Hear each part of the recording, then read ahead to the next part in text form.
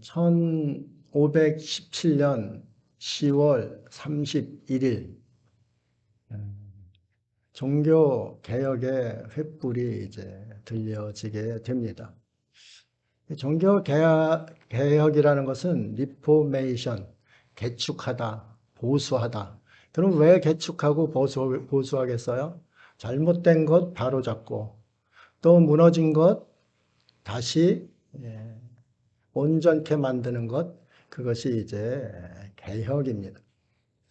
이 개혁이 무엇인가 또 생각을 해보면은, 본질, 맛을 잃은 그러한 교회가 다시 맛을 찾는, 본질을 찾는 그러한 것이 개혁이다. 이런 생각을 하게 됩니다. 그래서 종교개혁, 오늘이 주일인데, 종교개혁 주일에 어떤 설교를 할까 생각을 쭉 하다 보니까, 종교개혁은 본질인데, 김면수 목사님이 본질을 그렇게 이제 주장하셨어요. 왜 그런가? 본질을 잃었기 때문에 이 시대에도 종교개혁이 필요하다. 우리 교회만이라도 본질을 회복해 나가서 모범을 보이자. 이렇게 이제 외치셨던 것이죠. 그래서 김면수 목사님이 좋아하시던 또 철학으로 가지고 계시던 그러한 갈라디아서 1장 10절을 중심으로 말씀을 증거하려고 합니다. 또 특별히 보면은 김면수 목사님이 2월 18일 이제 소천을 하셨는데 말틴 루터도 2월 18일 날 소천을 했어요. 야, 참 그렇다. 어떻게 이렇게 우연일 수가 있을까? 이게 우연인가? 또 이런 생각도 하면서 의미를 더 가지고 이렇게 말씀을 증거하려고 합니다. 그 본질로 개혁을 하려고 그러면은 개혁자는 참 힘이 들어요. 그렇죠? 뭐 보통 힘든 것이 아니죠. 그 세상 사람들이 볼 땐 바보 같기도 하고, 뭐 저렇게 생명을 걸고 그것을 할 수 있는가? 그냥 좀 잘 타협하면서 손잡고 그렇게 나가면 얼마나 좋겠는가? 그런데 개혁자들은 그것이 안 되는 거예요. 그게 사명이기 때문에 그렇습니다. 그래서 개혁은 정말로 생명을 걸지 않으면 개혁을 할 수 없습니다. 지금 우리나라의 정치인들은 개혁한다 하지만 생명 겁니까? 아니잖아요. 개혁이 자신들을 위한 개혁들을 지금 하고 있잖아요. 그런데 진정한 개혁은 나를 위해서가 아니라 남을 위해서, 백성들을 위해서 그렇게 하는 것이 이제 개혁입니다. 마르틴 루터도 늘 공포 속에 있었던 것이죠. 당시 교황청이라는 위세는 말도 못했습니다. 교황청에 한 번이라도 항의를 하면은 생명이 달아나던 그러한 시대입니다. 왕도 가서 벌거벗고 교황 앞에서 무릎 꿇고서 사죄를 했던 3일 동안이나 사죄를 했던 카노사 굴업까지 이제 우리가 알지 않습니까? 교황의 위세는 정말 나르는 새도 떨어뜨리는 그러한 아주 시퍼런 그러한 위세를 가지고 있었습니다. 그런데 그 교황청이 잘못됐다. 교황이 잘못됐다. 교황의 교리가 잘못됐다. 가톨릭 교회를 향해서 분연히 일어날 수 있었던 것, 이것이 얼마나 힘든 일인지 모릅니다. 또 가톨릭 수도사였습니다. 가톨릭 신부였다 이 말씀입니다. 가톨릭 신부였는데 신부가 감히 교황을 향해서 교황 잘못했다고 우리 한번 토론해 보자 이렇게 하니까 이 가톨릭 교회에서 불같이 이제 들고 일어나게 됐던 겁니다. 그 저항을 늘 막고서 이제 거기에 응전하느라 얼마나 힘든 삶을 보냈는지 모릅니다. 루터가 말년에는 요로결석으로 큰 고생을 했습니다. 위독한 상태까지도 여러 번 갔고, 그런데 요로결석이 왜 생기는가? 요로결석은 방광에서 이제 돌이 생겨가지고 요도를 향해서 내려오는 겁니다.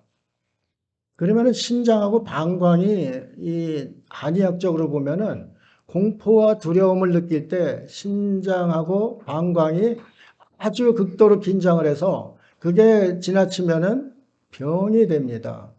그 긴장이 오래되면은 그 속에서 결석이 이제 생기는 것이죠. 근데 지금은 뭐 여러 결석 고통스럽고 힘들지만 치료를 할 수가 있습니다. 그것을 초음파로도 파괴를 시키고 그래서 빼낼 수 있는데 그 당시에는 뭐 그 할 수가 없는 그러한 상황이라서 참 무진 고생을 하다가 주님의 부르심을 받았던 그런 사람이 마틴 루터입니다.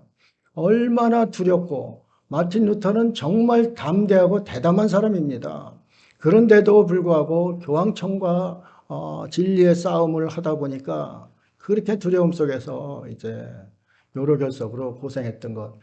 그걸 생각하면은 참 우리가 마틴 루터의 그러한 진리 바로잡는 그 일, 덕을 보고 있는 우리인데, 참 개혁자 참 감사하다. 이런 생각을 합니다.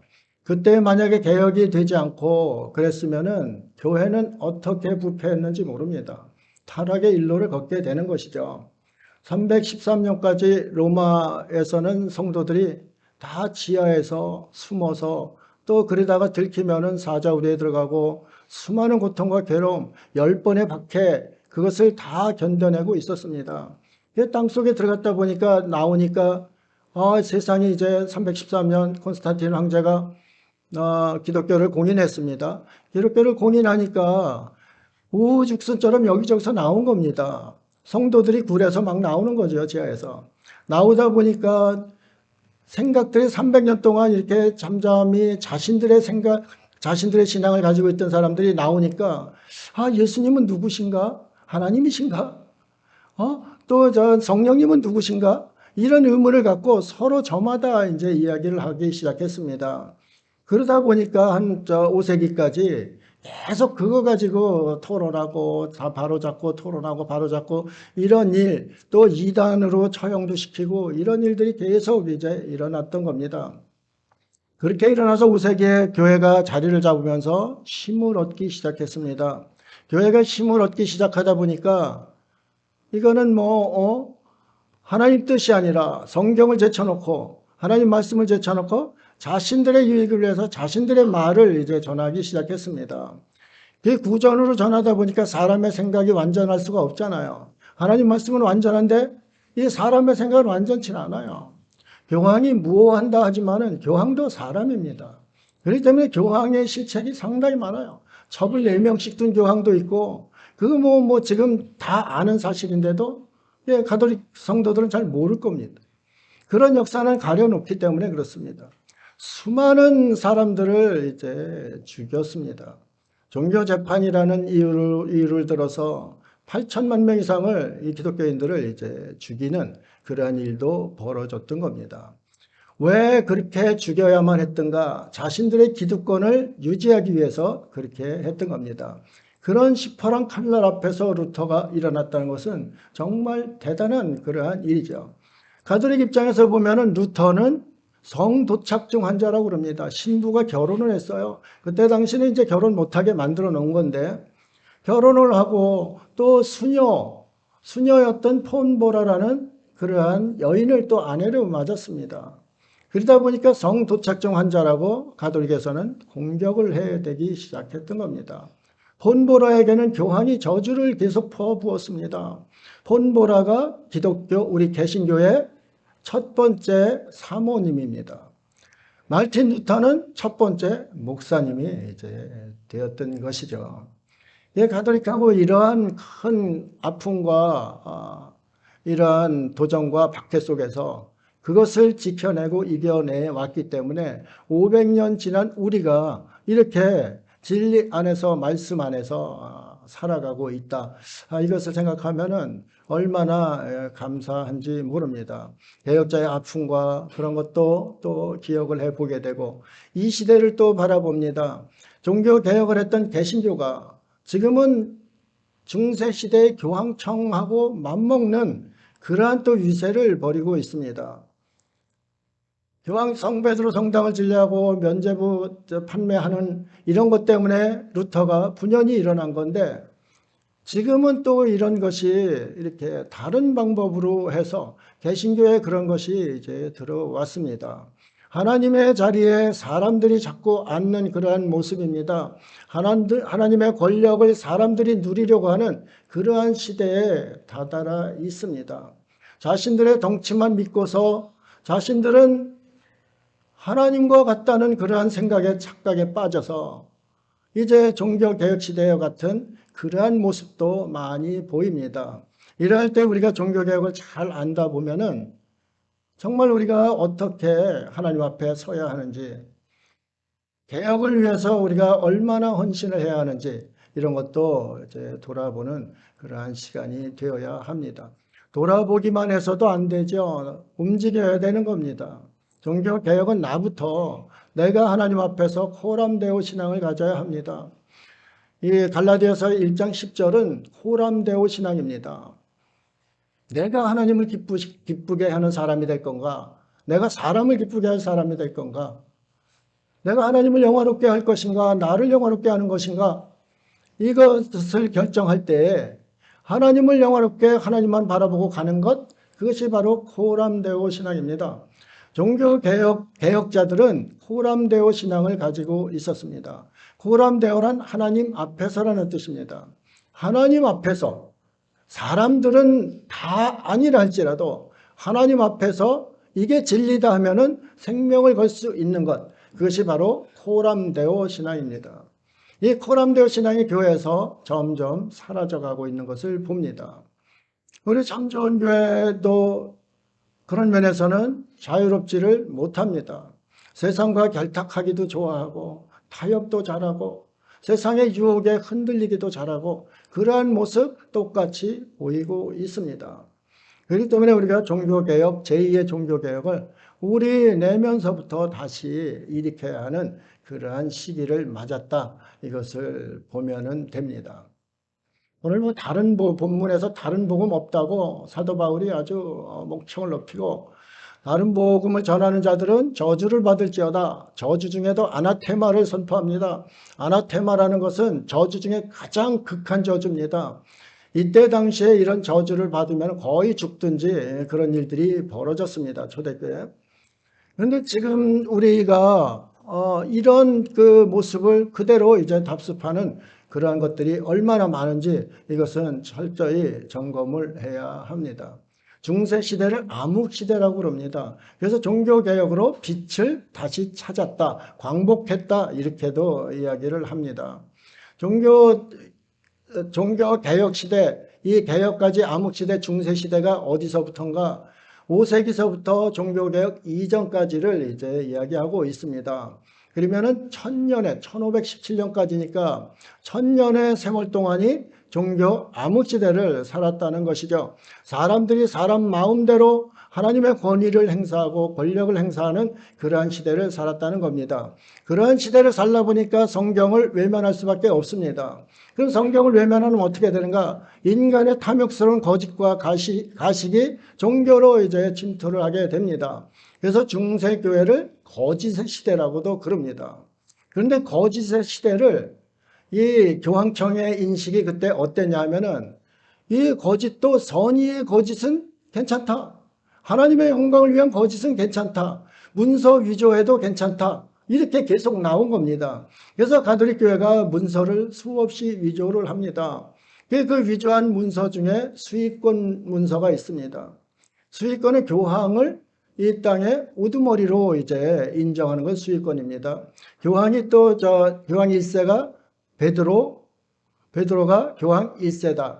하나님께서는 수익권을 베드로에게 주었다. 베드로가 천국도 갈 수 있게 하고 지옥도 갈 수 있게 하고 연옥도 갈 수 있게 하는 그 심판자의 위치에 있다. 이렇게 이제 선언을 했던 겁니다. 그러니까 베드로가 교황 1세인데 천국도 가게 하고 지옥도 가게 하고 연옥도 가게 한다. 지금도 그렇게 믿습니다. 예?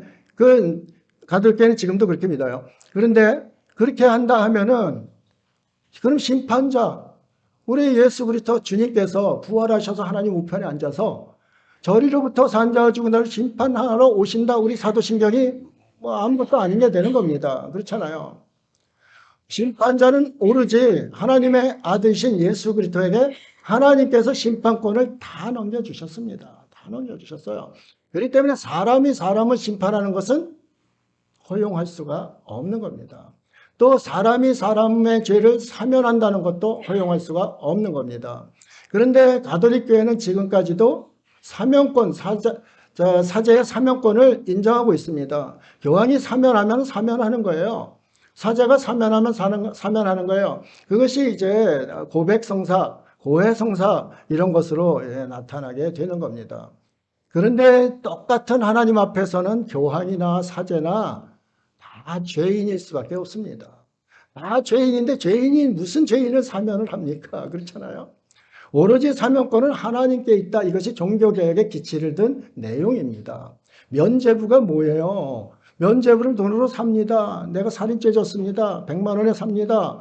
100만 원에 사면은 교황이 그것을 보고서 아 그래 100만 원에 너 샀지. 네 죄를 사하노라. 그리고 사하는 거예요. 그러면 이게 사면이 되는 거예요. 그게 사면권입니다. 면죄부 사면권. 그래서 종교개혁자들이 그것을 철저히 이제 이게 아닌데 하면서 100여 년을 왔던 겁니다. 100여 년 전에 전 종교개혁이라는 그 이제 새싹이 움트고 있었던 겁니다. 그때 나타난 사람들이 전 종교개혁자가 영국의 귀족 가문 출신의 위클리프라는 사람입니다. 위클리프는 교황 제도를 인정을 하지 않았습니다. 그 다음에 교황의 사면권을 인정하지 않았습니다. 오로지 사면은 하나님만이고 교황의 사면권은 사기다 이렇게 이제 주장을 했습니다. 그래서 수많은 위클리프가 박해를 받았죠. 우리 성경 중에도 위클리프 성경이 있습니다. 그분은 오로지 성경 안에서 진리로 이렇게 주석을 달았던 그런 사람이 위클리프입니다. 근데 위클리프는 귀족 출신이에요. 그래가지고 위클리프를 보호하는 사람이 참 많았습니다. 이 교황청의 이러한 강력한 공격에도 영국이란 나라 자체가 이것을 이제 막아주고 귀족들이 막아주고 해서 그 사형을 당하지를 않았습니다. 근데 위클리프를 추종했던 존경하고 그랬던 얀 후스라는 사람이 있습니다. 그 사람은 체코 사람이에요. 체코 사람이고 체코 프라 대학의 교수를 이제 했던 사람입니다. 이분도 위클리프는 금수저인데 이분은 이저 흙수저예요. 흙수저에서 일어나가지고 아무 배경과 백이 하나도 없어요. 그러다 보니까 이분이 위클리프의 뜻을 따라서 교황 제도를 인정을 안 하는 겁니다. 사면권 인정 안 하고 또 그때 당시에 십자군 전쟁을 13세기, 10세기 뭐쫙 6세기서부터 계속 이제 전쟁을 이제 이어갔잖아요. 그러면 그 전쟁을 이 하나님께서 하는 전쟁이라는 건 말도 안 된다. 전쟁에 대한 그 가톨릭교회의 생각을 부정을 하게 됩니다. 전쟁에 대한 생각을 부정을 하고 가톨릭교회 그 전쟁 생각 잘못됐습니다. 그렇게 이제 나가고 난 위클리프의 또 그 주장을 따릅니다. 그 주장은 교황제도 없애는 거죠. 교황권 인정 안 하고 사면권 인정 안 하고 그겁니다. 얀 후스에게 이제 사형 선고를 내립니다. 교황이 사형 선고를 내립니다.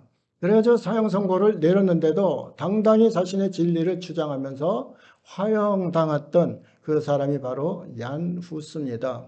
그것이 종교개혁 일어나기 100년 전의 일입니다. 그 사건을 알기 때문에 이 성도들, 일반 성도들이 그래 그분들이 맞는데 지금 교회는 이렇게 가고 있구나. 늘 그 생각만 하고 있던 겁니다. 그런데 그것이 점점점 면죄부 사건을 통해서 성베드로 성당을 지으려니까 돈이 많이 들잖아요. 그것을 면죄부를 팔아서 유럽에 팔아가지고 그걸 지으려고 이제 했던 겁니다. 그러다 보니까 그때 이제 최고조로 올라간 상태에서 루터가 95개 조항을 이제 내밀었던 겁니다.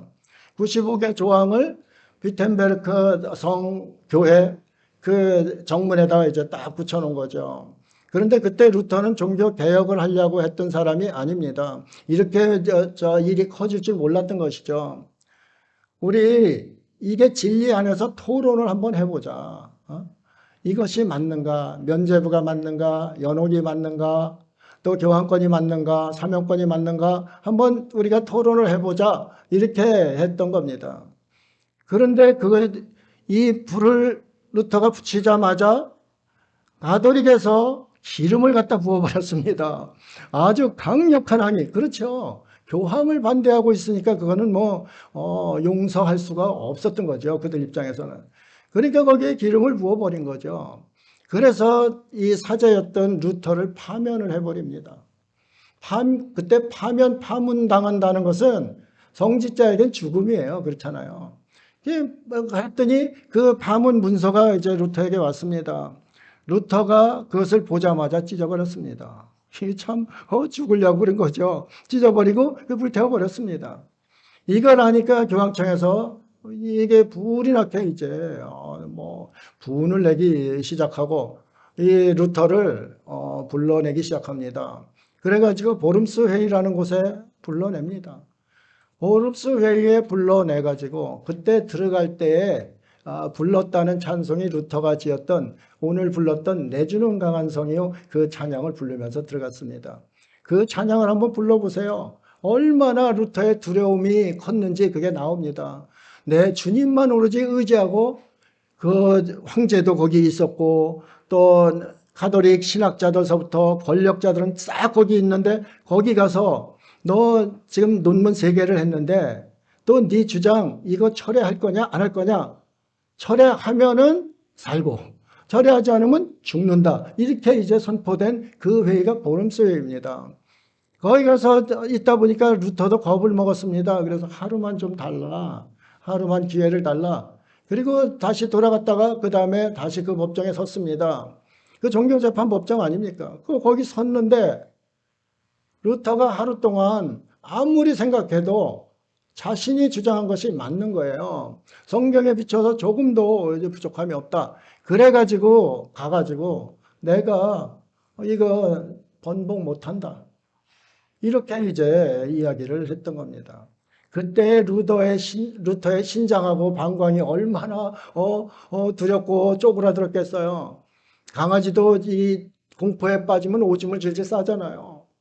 그런 지경의 상태에 루터가 하나님의 진리를 선포하고 가톨릭의 회의와 압박과 그러한 것에도 타협하지 않고 진리의 빛으로 선포하고 나왔습니다. 그 친구 프리드리히 형공이 도와가지고 거기서 이제 죽질 않았는데 독일 황제 카를 5세는 그걸 보고서 네 루터 너 비텐베르크로 돌려보내지만은 너 이단자로 내가 처벌할 것이다. 거기 그 자리에서 선언했습니다. 황제가. 그러니까 루터는 이미 이게 현상 수배범이에요. 사형범 현상 수배범이 돼버린 거예요. 그래서 발트부르크 그 성으로 올라가 가지고 숨어 있었던 그 참 좋은 친구들 덕에 거 숨어서 거기서 독일어 성경을 번역을 하게 됩니다. 그때만 해도 라틴어 로마어로다가 이제 성경이 되어 있는 그것을 독일어로 번역을 해서 그게 세계적으로 이제 퍼지기 시작합니다. 그 번역할 당시에 또 인쇄술이 발달한 겁니다. 그전에는 이렇게 이제 수기를 썼는데 인쇄기가 그때 마침 나온 겁니다. 그래가지고 그 인쇄가 전 유럽을 퍼지기 시작한 거예요. 그러다 보니까 이거 가톨릭 교회가 이거 잘못했구나. 이것을 일반 성도들이 이제 깨닫게 된 것이죠. 그래서 전 유럽이 이제 개신교로 이렇게 들어오는 그러한 일들이 벌어졌습니다. 그런데 기득권들이 있으니까 그 기득권들 때문에 이것도 계속 그 유지를 못하고 프랑스는 지금 가톨릭교 나라라고 그러잖아요. 이 개신교인들이 얼마 안 됩니다. 이 프랑스에서는 수없이 박해를 했습니다. 그래가지고 한 자리에서 결혼식 피로연 자리에서 10만 명을 죽였던 그러한 일도 있습니다. 이러한 수없이 많은 이들을 이제 박해하고 그래서 프랑스에 있었던 위그노들이 영국으로 갔습니다. 영국으로 가서 신앙생활을 온전히 또 잘하다 보니까 영국이 산업혁명이 일어나고 대단히 이제 커진 겁니다. 영국이 커지다 보니까 영국이 또 부패하는 겁니다. 그래서 부자 되고 커지고 이러면은 종교, 신앙은 내리막길을 걸을 때가 참 많습니다. 반비례 이렇게 해서 내려갑니다. 영국에서 또 기독교인들을 박해하고 성공회라고 이상한 거 만들어가지고 또 그냥 지금 개신교라고 그러잖아요, 성공회. 근데 뭐가 뭔지 모르겠습니다, 그들이. 그들이 이제 아주 정말 깨끗하게 신앙생활하던 청교도를 박해를 한 겁니다. 그래가지고 미국으로 넘어가고 미국에서 청교도로 해가지고 그 청교도들이 또 우리한테 복음을 전해서 우리가 이렇게 있는 겁니다. 그래서 종교개혁이 우리에게 안겨준 그러한 것은 얼마나 가치가 큰지를 모릅니다. 그런데 우리가 개신교라 하면서 이런 역사 이런 것도 모르고 있을 때가 참 많이 있습니다. 내가 개신교인인데 왜 개신교인가? 가톨릭도 있고, 이렇게 유대교도 있는데 왜 나는 개신교인으로서 이렇게 있는가? 자신의 정체성을 알아야 되는 것이죠. 그런데 이것을 잊고 살면은 개혁의 이런 모습을 모릅니다. 그러다 보니까 우리 이 시대도 이제 개혁을 당해야 하는 그러한 제2의 종교 개혁 시대가 되어 버린 겁니다. 우리가 개혁의 정신을 잘 안다면은 개혁교회라는 우리 개신교가 그것을 안다면은 결코 이제 이렇게 신앙생활을 흐지부지 할 수는 없다 이 말씀입니다. 생명 걸고 찾으려는 진리의 빛을 찾아줬는데 이 빛에서 자꾸 어둠으로 도망가는 모습들이 지금 너무 많이 이제 보이고 있습니다. 저부터이라도 거기에 자유롭지를 않습니다.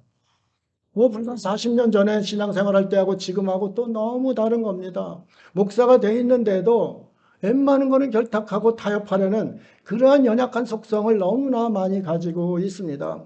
개혁정신이 퇴색할 때가 얼마나 많은지 모릅니다. 우리는 작은 교회니까 그러지만은 만약에 제가 큰 교회 10만 명, 20만 명 이런 교회에 있다 하면은 아마 교황 같은 생각을 하지 않았을까 이런 생각도 합니다. 그래서 우리가 우리 자신이 작은 사람일수록 감사하면서 작은 일에 충성해 가는 것이 교황보다 더 보배로운 일이다. 이런 것을 또 생각을 하게 됩니다. 높은 자리로 가려고 끝없이 우리는 추구하고 그게 성공인 줄 알고 부자 되는 게 성공인 줄 알고 계속 그거 추구하고 가지 않습니까? 부자 돼서 뭐 할 겁니까? 부자 되니까 필요가 없어요. 하나님이. 내가 뭐든지 사서 할 수가 있고 법원 내에서 변호사도 쓸 수 있고 뭐 별 어려움이 없는 거예요. 그러면 신앙은 퇴색해 가는 겁니다. 그렇잖아요. 높은 자리에 앉아보니까 하나님이 안 보이는 거예요. 밑으로 사람들만 그냥 백성들만 보이는 거예요. 저들 개돼지 노예 이렇게 보이는 거예요. 이게 권력이나 부나 이러한 것이 사단이 이용하기가 가장 좋은 것입니다. 사단에 이용당하는 가톨릭교를 향해서 분연하게 일어났던 이것이 바로 루터의 종교 개혁이 되는 겁니다. 참 보배롭지 않습니까? 참 보배로운 거예요.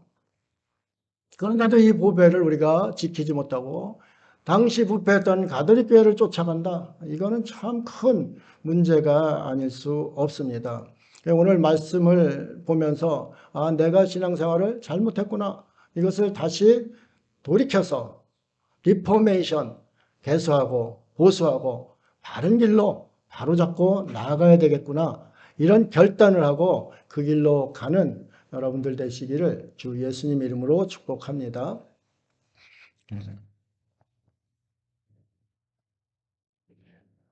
마틴 루터를 우리가 개혁해서 모르면 안 됩니다. 아버지는 한스 루터 농부인데 조금 중농 부유한 그러한 이제 집안입니다. 한스 루터하고 마가레트의 9남매 중 장남으로 태어난 사람이 루터입니다. 루터가 자랄 때는 이제 아버지 뜻에 따라 법학 공부를 했습니다. 그래서 가톨릭 신학자가 됐고 또 교수가 됐습니다. 비텐베르크 대학의 교수가 됐습니다. 그런데 그 법학을 공부하고 자신의 그 고향 만스필드로 돌아오는 과정에 강력한 천둥번개가 1시간 정도를 이제 쳤다고 합니다. 여기에 대한 야사는 상당히 많이 있는데 어쨌든 그 무시무시한 천둥번개, 경험해보지 못한 그 천둥번개를 맞고서 이 자신이 죽음의 공포에 빠졌던 겁니다. 그래서 거기서 서원을 하게 됩니다. 성안나여 나를 불쌍히 여기소서, 나를 살려주소서, 이런 이제 기도를 합니다. 나를 살려주시면은 내가 수도사가 되겠습니다. 서원을 하는 거죠. 수도사가 되겠다는 것은 평생 독신으로 하나님의 영광을 위해서 살겠다는 이야기입니다. 그렇게 해서 거기서 서원을 하고 어거스틴 수도원으로 들어갑니다. 어거스틴 수도원에서 끊임없이 공부도 열심히 하고 정말 최선을 다해서 하나님을 만나고 하나님 뜻대로 살려고 부단히 노력을 했습니다. 그런데도 자신 속에 마음에 평안이 없었던 겁니다. 예수 그리스도가 평강의 왕이시고 샬롬이신데 그 속에 평강이 하나도 없는 겁니다. 어떻게 내가 수도사하고 끊임없이 성경을 공부하고 가톨릭교회 교황청에서 내려주는 교실을 온전히 순종하고 따랐는데 나에게는 왜 이것이 없는가? 그래서 로마에 그 계단이 있는데 스칼라 상타라는 계단이 있습니다. 스칼라 상타 계단은 무릎으로 올라가는 거예요. 우리의 죄를 회개하면서 무릎으로 하나하나 올라갑니다. 그것이 28개 계단인데 그까지 올라가면은 무릎에서 피가 터져 나오는 겁니다. 어떤 사람은 허옇게까지 이제 까진다고 그럽니다. 허옇게 까진다는 연골까지 이제 이렇게 거의 드러나는 그러한 일들이 보이는 겁니다. 맨무릎으로 돌계단 28개 한번 올라가 보세요. 그게 이제 그렇게 되는 거죠. 그렇게 하는데도, 고행을 하는데도 안 되는 거고, 성경을 연구해도 안 되고, 가톨릭교회 그 교실을 따라도 그 속에 평안이 없는 겁니다. 그러다 보니까 이게 무엇인가 고민을 하다가 로마서 1장 17절 18절 그것을 보게 됩니다. 그 성경에서 회심을 다시 하게 되는 것이죠. 의인은 믿음으로 말미암아 살리라. 이 개신교의 기초 교리입니다. 이신칭의 믿음으로 의롭게 된다. 의롭게 돼야만 천국 가는 거거든요. 믿음으로 의롭게 되는 그 교리를 거기서 이제 마음으로 받게 됩니다. 늘 보던 건데도 그때 당시에 이게 우리의 행위, 율법의 행위, 모든 것으로 되는 것이 아니구나. 구원은 오로지 믿음으로 되는 것이구나. 이것을 이제 깨닫게 된 것이죠. 그 하박국서에 오직 의인은 믿음으로 말미암아 살리라. 그것이 로마서 1장 17절에 그렇게 이제 비유해서 해놓은 것입니다. 그래서 인간은 믿음으로 사는 거예요. 여러분들이 선행이 아무리 있고 공로와 공적이 아무리 많아도 여러분 속에 믿음이 없으면은 하나님 나라를 갈 수가 없는 거다. 이것이 기독교 우리 개신교의 기본 교리가 됩니다. 그렇죠. 성경을 아무리 봐도 성경 속에는 우리가 공로로 천국 간다는 얘기는 없어요. 구원받는 얘기는 없어요. 믿음 가운데 그 믿음을 가진 자가 믿음의 행위를 이 땅에서 했을 때 그때 하나님 나라 가는 것이지, 믿음 없이 행위를 가지고 하나님 나라 간다고 했을 때 그것은 못 간다는 얘기죠. 그게 성경입니다. 성경이 쭉 내려오는 거예요.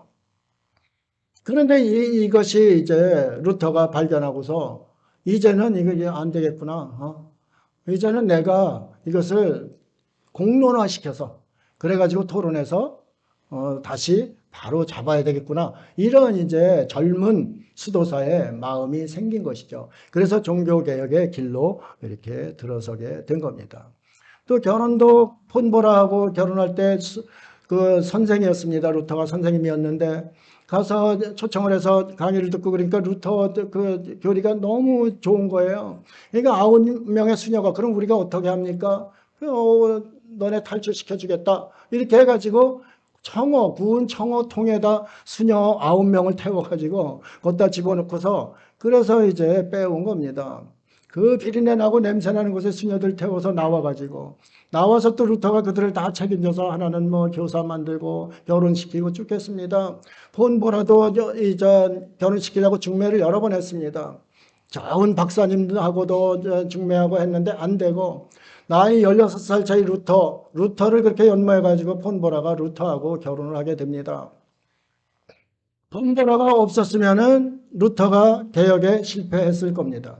루터도 하다 보니까 낙심하고 실망하고 그러는데, 그래서 폰보라가 그때마다 그냥 상복을 입고서 하나님이 죽었다고 퍼포먼스도 하고 그러다 보니까 루터가 다시금 정신을 차리고 이렇게 나갔던 겁니다. 그래서 개신교회 목회자들은 사모가 꼭 필요한 겁니다.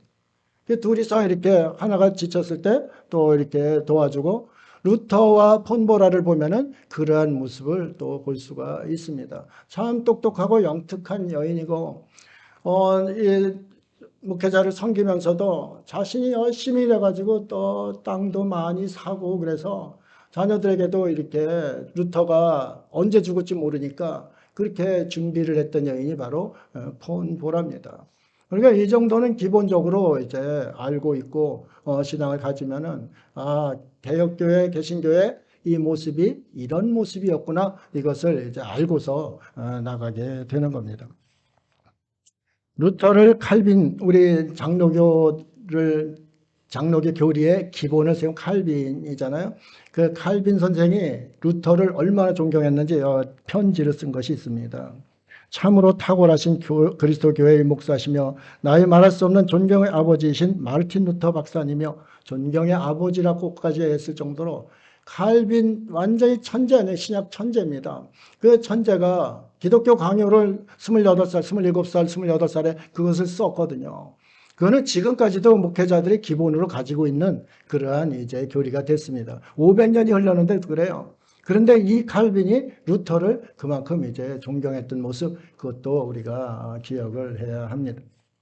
정말 루터가 얼마나 개혁을 위해서 헌신을 했는지 그것을 이제 보여주는 것이죠. 이제 비텐베르크 대학에 95개 조항을 붙입니다. 레오 10세 황제 교황이 이거 가만둘 리가 없죠. 그래서 이제 루터를 죽이려는 계획을 세우고 파문도 시키고 이제 그런 일을 하게 됩니다. 95개 조항을 우리가 모르면은, 루터를 모르고 95개 조항을 모르면은 이 개혁, 종교개혁이 무엇인지를 모릅니다. 95개 조항을 다 이야기할 수는 없습니다. 우리 시간도 이제 이렇게 돼서 발췌를 해서 요약을 해보면은, 뭐 1조부터 전반기에는 회개를 촉구한 겁니다. 그러면 교황은 사면을 하잖아요. 죄를 일반 평신도들의 사면을 합니다. 죄 사면권을 가지고 사면합니다. 그럼 교황은 누가 사면하는가? 여기서 대한 이제 의문을 갖게 되는 것이죠. 그래서 교황도 하나님 앞에 회개부터 해야 된다. 또 일반 잘못됐던 성직자들, 그들도 세속화된 성직자들, 그들도 회개하라. 회개하라서부터 시작을 합니다. 어떻게 자신들이 남 죄만 사한다고 하고 자신들은 죄 속에 빠져서 뒹굴고 있는가? 그들도 회개해야 된다. 그 회개를 이제 촉구를 합니다. 그러니까 뭐 교황청에서는 발끈할 수밖에 없는 것이죠. 아니, 교황이 사명권을 가진 베드로 1세 교황의 후계자인데, 어떻게 너 교황 보고 회개하라냐? 이런 것으로 이제 굉장히 가톨릭 교회가 일어나기 시작했던 겁니다. 그 다음에 얘기한 게 연옥 문제예요. 이게 참 연옥은 사제들의 무지에서 비롯된 것이다. 연옥이 초대교회부터 있었던 것이 아닙니다. 연옥은 뭐 4, 5세기 이렇게 지나면서 뒤에 나중에 만들어낸 거예요. 가톨릭교회가 만들어낸 겁니다. 성경에 연옥이라는 것은 없어요. 여러분이 연옥에 비슷한 거라도 한번 찾으시면 좋겠어요. 없습니다. 가톨릭 교회의 연옥 교리는 뭐냐 하면은, 천국에는 들어갈 수 없고, 그렇다고 지옥 보내기는 아쉽고, 그런 아직 남아있는 죄를 가지고 있는 그러한 영혼들, 그들이 가는 곳이 이제 연옥이라고 그럽니다. 그러면 연옥에 있는 영혼들을 위해서 가톨릭 교회는 기도를 합니다. 기도를 하면은 그들이 이 땅의 기도 공로로 인해서 천국으로 이제 빨리 갈 수 있는 직행표를 얻게 된다. 이런 이제 교리를 내세우는 것이죠. 그런데 우리 개혁교회는 일단 이 땅에서의 모든 그 삶, 믿음, 이러한 것이 이 땅에서의 죽음으로 끝나고 죽음 이후에는 하나님의 권한에 있다. 이렇게 이제 이야기해서 죽음 이후에 그 죽은 신자들을 위해서 기도하는 것 아무 소용이 없다고 합니다. 우리 개신교 교리가 그렇잖아요. 죽은 자를 위하여 기도하는 것, 이게 가톨릭하고 개신교하고 다른 점입니다. 가톨릭은 이 장례 지나면은 계속 그냥 성인들 이름 부르고 계속해서 이제 연옥에 들어간 영혼을 위해서 계속 기도를 합니다. 그래, 너 천국으로 빨리 가게 돼. 그러면 왜 그렇게 기도를 하는가? 베드로가 심판자거든요. 베드로가 연옥을 보낼 것인가, 천국 보낼 것인가, 지옥 보낼 것인가, 심판자잖아요. 심판자인데 베드로하고 심판하는 그 옆에 같이 참관하는 사람들이 누군가? 교부들, 성인들, 이런 사람들이에요. 그 사람들 이름을 계속 부르는 거예요. 그러면서 이 사람들이 시끄러운 거 아니에요? 어? 아, 참 귀찮다. 아이, 그래, 보내주자. 이렇게 해서 보낸다. 이런 얘기하는 신부님 강론을 제가 들었습니다. 아, 이게 참 가능한 일인가. 그런데 아멘 하고서 가톨릭 신자들은 아주 좋다고 합니다. 이거는 성경에서 완전히 벗어난 그러한 일을 이제 하게 되는 것이죠. 그래서 루터가 이러한 연옥에 대해서 철저하게 어떻게 죽은 자를 위한 그러한 기도를 할 수 있는가.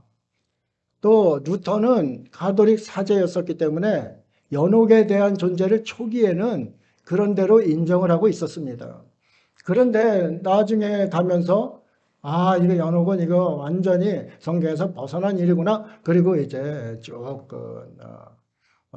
제거를 해 나가는 그러한 모습을 보입니다. 단테의 신곡이라는 책이 있는데 단테 신곡은 천국편, 연옥편, 지옥편 이 세 가지가 있어요. 우리가 개신교에서 채택하는 것은 연옥편은 채택을 안 합니다. 천국편하고 지옥편을 가지고 설교도 하고 이렇게 이제 하게 되는 것이죠. 가톨릭교회는 뭐 이 연옥을 굉장히 중시합니다. 연옥을 중시하다 보니까 무슨 일이 생기는가? 이것을 돈으로 해결하려고 그랬던 것이죠. 성베드로 성당을 지어야 되니까 돈이 필요한 거예요. 저는 안 가봤는데 어마어마하답니다. 나 가보고 싶어요. 성베드로 성당이 그거 다 보려면 얼마나 오래 걸리는지 모른답니다. 그러면 그거 짓는데 그냥 짓겠습니까? 돈이 필요하잖아요. 그것을 연옥에 있는 영혼들, 그들의 죄까지 사는 거예요. 내 아버지가 연옥에 계시다. 이렇게 믿는 사람한테 너 아버지를 위해서 면죄부를 사라. 그러면 내가 사해주겠다. 이렇게 한 게 면죄부 사건이에요. 이 면죄부를 파는데 또 가톨릭 수사 중에 태질이라는 사람이 가톨릭 부흥사예요. 너무 화려하게 말도 잘하고 그러니까 그 태젤이라는 사람이 유럽 각지를 다니면서 설교를 하고 루터에게도 편지를 보내고 그럽니다. 그러니까 루터가 또 여기에서 이제 완전히 상한 거죠. 그래가지고 이게 말도 안 되는 것을 평신도들에게 저렇게 거짓으로 전하니까 이것은 안 된다. 그래서 95개 조항에 그것도 넣어왔어요. 이 연옥을 어떻게 생각했는가? 감독들이 잠자는 사이에 사단이 뿌린 가라지 같은 존재다. 이렇게 이야기를 하고 있습니다. 감독들이 잠자고 있는 사이, 타락과 부패 속에 있는 사이, 사단이 뿌리고 간 가라지가 연옥이라는 그러한 인식을 이제 루터는 하게 됐던 겁니다. 그래서 95개 조항에 그것을 넣어 놨어요. 이거 보면은 가톨릭에서 가만히 있겠어요? 더군다나 권력이 없는 것도 아니고 세상 권력도 휘둘르는 판에 루터 하나, 수도사 하나, 이거 신부 하나, 이거 없애는 건 아무것도 아닌 거죠. 그런데 하나님께서 루터를 그래도 보호를 하셨어요. 참 좋은 친구들, 성주 이런 사람들이 루터를 보호해서 그래도 루터는 이제 63세까지 삶을 잘 이렇게 살아냈습니다. 루터가 연옥을 어떻게 생각했는가? 연옥에 있는 영혼들에게는 공포는 줄어들고 하나님을 향한 사랑은 증가될 것이다. 이렇게 이제 루터도 초기에는 생각을 했던 겁니다. 그래서 연옥이 위로가 될 수 있는 거죠. 여러분 하나님 믿지 않다가 부모님이 만약에 지옥으로 바로 간다. 이렇게 이제 하시는 분이 있다 하면은 연옥이 있다는 것은 위로가 되는 거죠. 그렇죠? 그래도 착하게 이 땅을 사셨으니까 아마 우리 부모님은 연옥에 계실 거야. 그러면 연옥에 있는 그 아버지가 천국으로 올라가는 패스라고 그러는데 그거 안 사겠어요? 삽니다. 그때 시대, 중세시대 사람들이 살 수 있습니다. 그러니까 면죄부를 마음 놓고 팔아서 그 거대한 성베드로 성당을 지었던 그 모습. 그것이 지금까지도 베드로 성당 하잖아요. 예. 이게 종교개혁 때 아주 강력한 저항을 받았던 그것이고, 우리나라도 보면은 교회 덩치 크게 만들려고 난리치잖아요. 그렇잖아요. 그 덩치 점점 크게 몸집 불리려고 이렇게 하는 것, 중세교회하고 똑같은 겁니다. 가톨릭하고 똑같은 겁니다. 개신교가 이제 그것을 따라가는 모습은 지금 종교개혁 대상이 이제 되어가고 있는 것이죠. 면죄부 사면에 대해서 또 강력히 부정을 했습니다. 27조에 보면은 헌금통 안에 던져진 동전이 땡그랑하고 소리를 내며 떨어지는 순간 연옥에 있는 영혼들이 천국으로 날아오른다. 태젤 부흥사 사제, 이 태젤 사제가 이렇게 하면서 유럽을 돌아다닌 거예요. 연옥에 있는 영혼들을 위해서 동전을 놓으면은, 그때는 동전이 이제 화폐니까 동전을 놓으면은 헌금통이 또 소리가 나요. 땡그랑 소리 납니다. 땡그랑 소리가 나는 순간 연옥에 있던 영혼이 천국으로 튀어오른다고 이렇게 하면서 면죄부를 팔고 다녔던 거죠. 그러니까 루터는 신학을 아무리 성경을 보고 그래도 이거는 말도 안 된다. 그래서 이 조항, 이게 맞는 것이냐? 이것을 이제 항의를 해서 넣었던 것이죠. 42절, 45절엔 참 루터의 생각이 드러나 있습니다.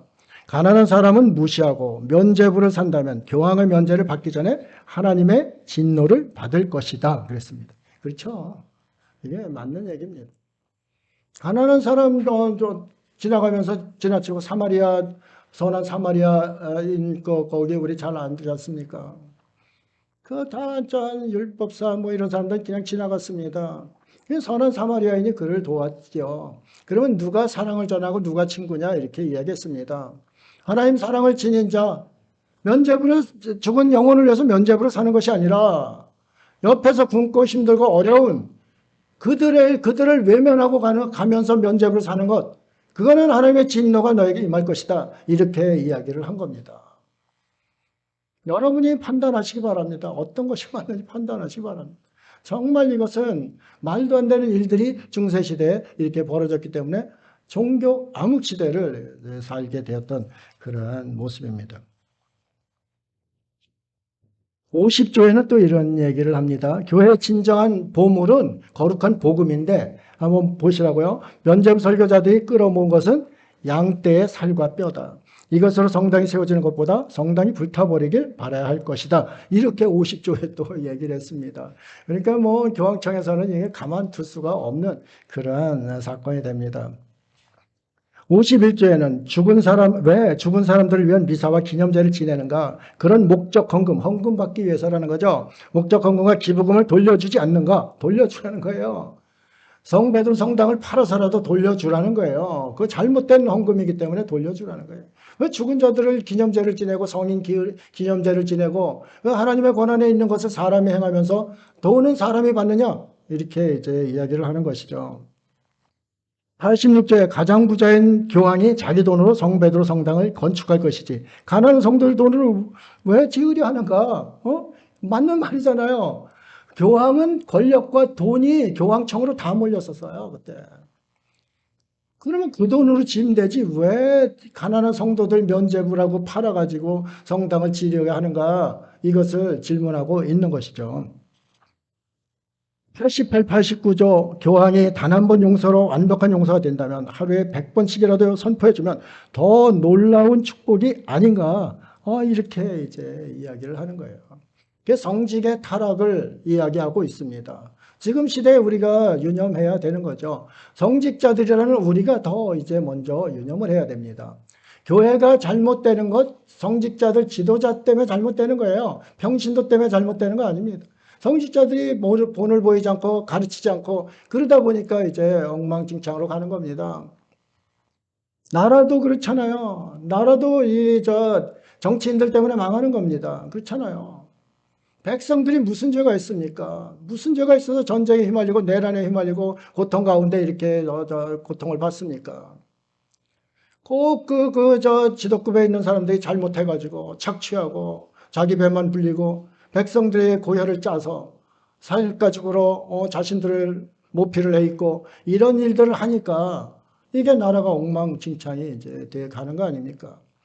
이것을 하나님께서는 진리는 이렇게 하질 않은 거죠. 가난한 자들 돕고 서로 돕고 그래서 다 잘 사는 그러한 나라가 하나님 나라다. 이것을 주장하고 있는데 타락한 그 교회들이 완전히 이것을 뒤엎어가지고 자신들의 배만 채우고 자신들의 권력만 누리려는 그러한 일들을 해서 이렇게 이제 분연히 개혁의 깃발을 든 것이죠. 오늘 시간이 많이 돼서 오늘 본문 빨리 넣을 거겠습니다. 6절 7절에 보면 그리스도의 은혜로 너희를 부르신 이를 이같이 속히 떠나 다른 복음을 따르는 것은 내가 이상하게 여기노라.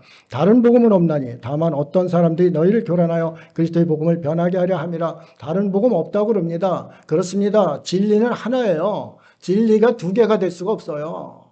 이것도 그런 것 같고 저것도 그런 것 같고 하나님 나라 가는 것도 남산에 오르듯이 동길 서길 남길 북길로 올라도 오르기만 하면 된다. 아닙니다. 진리는 예수 그리스도 내가 길이요 진리요 생명이기 때문에 예수 그리스도를 통하지 않고는 그 길을 갈 수가 없습니다. 길과 진리와 생명 그것은 그 길로 가야만 되는데 다른 복음은 없는 거죠. 그래서 이것은 개혁자가 사도 바울 이 갈라디아서를 그렇게 아주 내 캐테와 캐티라고 부른다. 자기 그 부인 애칭이 캐티예요. 캐티. 루터 부인. 난 갈라디아서와 결혼했다. 캐티다. 나의 캐티다. 나의 사랑하는 캐티다. 이렇게 불렀던 것이 갈라디아서예요. 그러니까 이런 걸 보고서 복음은 이런 것이구나. 거룩한 복음은 이런 것이구나. 깨닫고 이제 종교 개혁을 합니다. 8절 9절은 뭐 이제 다른 복음 전하면 저주받는다. 아나테마 받는다. 이렇게 이야기하는 거죠. 갈라디아서 2장 16절하고 로마서 1장 17절이 우리 개신교 개혁교회의 중추 교리입니다. 갈라디아서 2장 16절 사람이 의롭게 되는 것은 율법의 행위로 말미암음이 아니요 오직 예수 그리스도를 믿음으로 말미암는 줄 우리도 그리스도 예수를 믿나니 이는 우리가 율법의 행위로서가 아니고 그리스도를 믿음으로써 의롭다함을 얻으려 함이라. 율법의 행위로는 의롭다함을 얻을 육체가 없느니라 그랬습니다. 로마서 1장 17절에는 복음에는 하나님의 의가 나타나서 믿음으로 믿음에 이르게 하나니 기록된 바 오직 의인은 믿음으로 말미암아 살리람과 같으니라 그랬습니다. 이 믿음은 에무나입니다. 믿음을 가진 자가 믿음의 선한 행위를 해야 가는 그러한 것이 이제 의인이 되는 겁니다. 그래서 우리가 난 믿기만 하는데 이러면 안 되는 거죠. 하박국서에 이야기한 것은 에무나입니다. 신실함, 충성됨 이런 겁니다. 신실한 신앙을 가져. 신실은 믿기도 하고 실행도 하는 겁니다. 성실히 이제 행함도 갖는 겁니다. 그래서 이게 믿음입니다. 이것을 이제 잘 알고. 이 믿음은 어떻게 주어진 것인가? 에베소서 2장 8, 9절에 말합니다. 너희는 그 은혜에 의하여 믿음으로 말미암아 구원을 받았으니 이것은 너희에게서 난 것이 아니요 뭐라고요? 하나님의 선물이라. 행위에서 난 것이 아니니 이는 누구든지 자랑하지 못하게 하려 함이라 그랬습니다. 그렇죠? 믿음은 하나님의 선물입니다. 여러분에게 믿음 주신 것 여러분이 잘나서 한 것이 아니고 똑똑해서 한 것이 아니고 뭐라고요? 하나님의 선물이다. 선물을 받으신 거라 이 말씀입니다. 그럼 이것을 지키려면 어떻게 되는가? 성경이 기준이 되어야 된다는 거죠. 이게 개신교의 아주 기본입니다. 디모데후서 4장 15절 성경은 내게 너로 하여금 그리스도 예수 안에 있는 믿음으로 말미암아 구원에 이르는 지혜가 있게 하느니라. 믿음으로 말미암아 구원에 이르는 지혜가 있게 하는 것이 성경이라는 거죠. 성경을 벗어나면 구원의 길이 없습니다. 성경을 벗어나면 믿음이라는 것이 없어요. 그렇기 때문에 우리가 하나님 말씀인 이 성경을 기준으로 삼아서 우리가 살아가야 된다. 믿음 생활, 신앙 생활을 해야 된다. 그것을 보여줍니다. 우리가 오늘 본문 10절. 10절은 하나님께 모든 영광을 돌리는 삶. 그것이 그리스도인의 모습이다. 그것을 이야기합니다. 10절 함께 읽고 마치도록 하겠습니다. 시작. 이제 내가 사람들에게 좋게 하랴. 하나님께 좋게 하랴. 사람들에게 기쁨을 구하랴.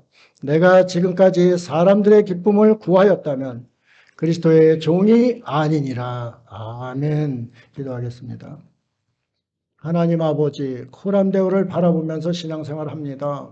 하나님 앞에서 사람이 무엇이라 하든지 진리를 수호하고 진리를 걸어가는 것이 성도라 했습니다. 그 길을 온전히 걸어갈 수 있도록 주님 도와주시고 성령님의 지혜를 주셔서 벽길로 가지 않고 다른 복음에 기웃대는 그러한 어리석은 삶을 살지 않도록 인도하여 주옵소서. 감사드리며 예수님 이름으로 기도드립니다. 아멘.